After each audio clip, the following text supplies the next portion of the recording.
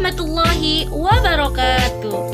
Perkenalkan, nama saya Septia Depi, NIM 19862060070, kelas 4G, Prodi PGSD, Universitas Muhammadiyah Tangerang.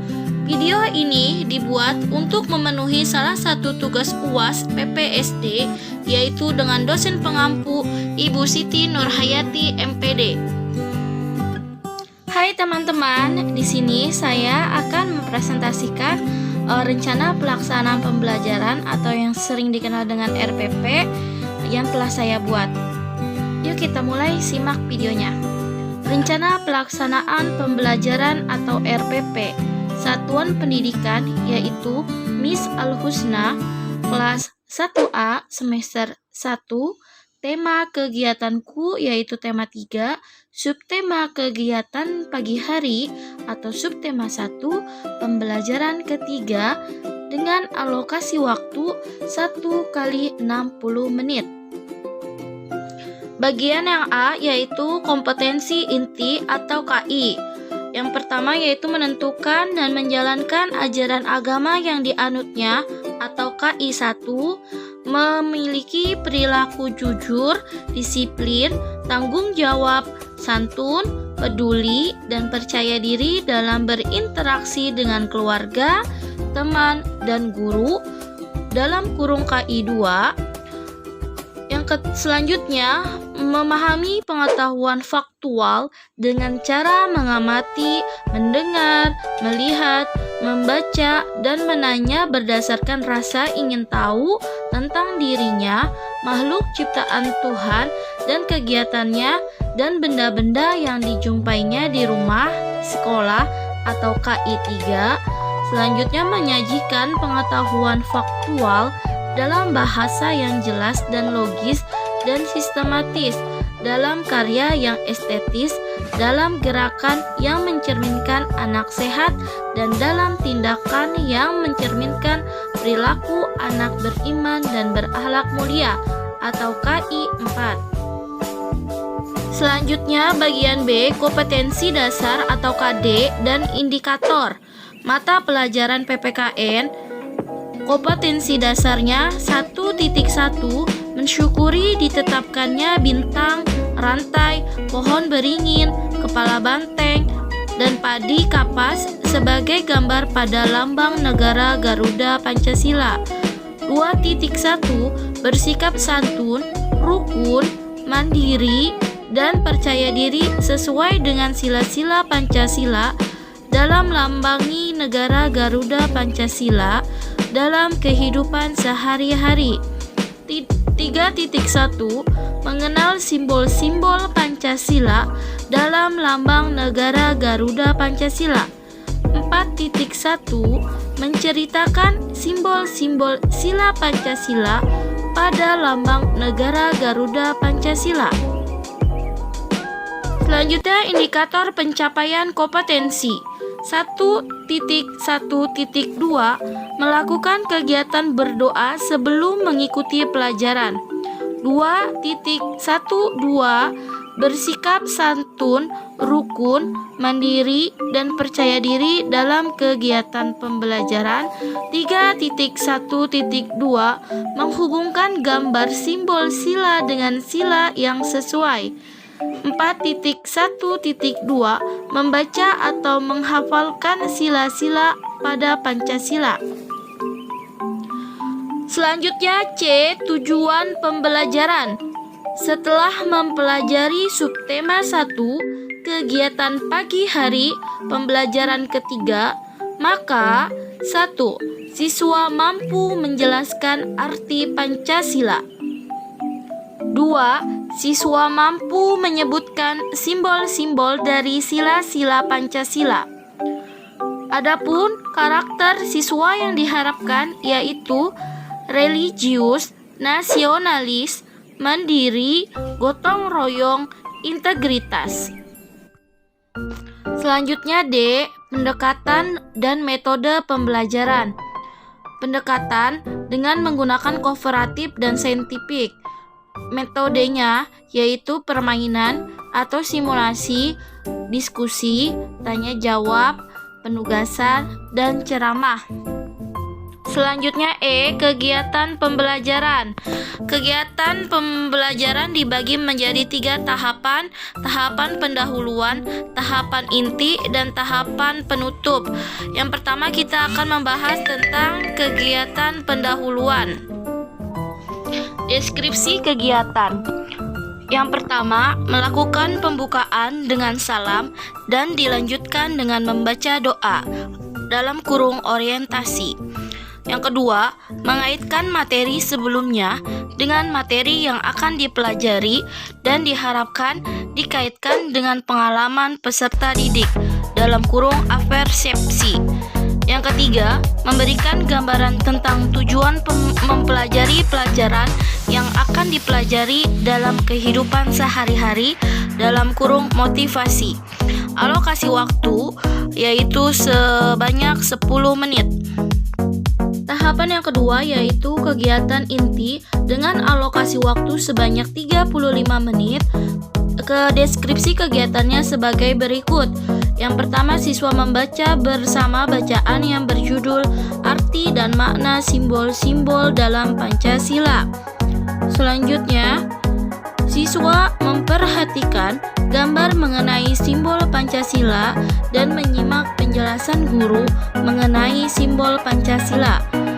Yang ketiga, siswa membaca teks Pancasila dengan suara nyaring atau mula-mula bersama, kemudian dapat diulangi secara berkelompok atau perorangan. Selanjutnya, siswa dibagi beberapa kelompok. Masing-masing kelompok diberi 1 set kartu bergambar simbol dan bunyi sila Pancasila pada kartu yang berbeda. Siswa bermain memasangkan kartu bunyi sila Pancasila dan lambangnya. Nah, di RPP kalian bisa lihat di situ ada contoh soal simbol Pancasila lalu dihubungkan dengan bunyi-bunyi silanya ya. Selanjutnya, siswa menghubungkan gambar dengan sila yang sesuai dengan Pancasila. Di situ ada catatan guru di mana guru memberikan penjelasan mengenai simbol Pancasila. Guru juga dapat melakukan tanya jawab untuk mengetahui pemahaman siswa. Guru mengajak siswa untuk membacakan teks Pancasila berulang-ulang, baik secara bersama-sama, berkelompok, atau perorangan. Selanjutnya juga guru kemudian memberikan kesempatan pada siswa untuk menghubungkan gambar dengan sila yang sesuai. Selanjutnya di tahapan ketiga yaitu kegiatan penutup. Di mana kegiatan penutup ini beralokasi waktunya yaitu sebanyak 15 menit. Deskripsi kegiatannya yaitu guru memeriksa hasil tugas siswa hari ini, guru memberi kesimpulan dari pembelajaran hari ini. Selanjutnya guru menginformasikan rencana kegiatan pembelajaran untuk pertemuan keesokan harinya. Dan yang terakhir, salah seorang siswa memimpin doa untuk mengakhiri kegiatan pembelajaran pada hari ini. Selanjutnya, materi pembelajaran. Di sini ada materi pembelajaran tentang lambang dari sila-sila Pancasila. Hari ini, hari Senin, Udin sampai di sekolah lebih pagi. Setiap hari Senin ada kegiatan upacara. Saat bel berbunyi, Udin dan teman-teman berkumpul di lapangan. Mereka mengikuti upacara dengan tertib. Kepala sekolah membacakan teks Pancasila. Seluruh siswa mengikutinya. Pancasila adalah dasar negara kita.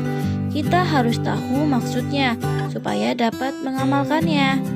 Selanjutnya ada ayo membaca. Masih ingatkah kamu dengan lambang negara kita? Lambang negara kita adalah Garuda Pancasila. Lambang negara adalah suatu bentuk yang digunakan sebagai lambang resmi negara. Lambang negara Indonesia adalah burung Garuda.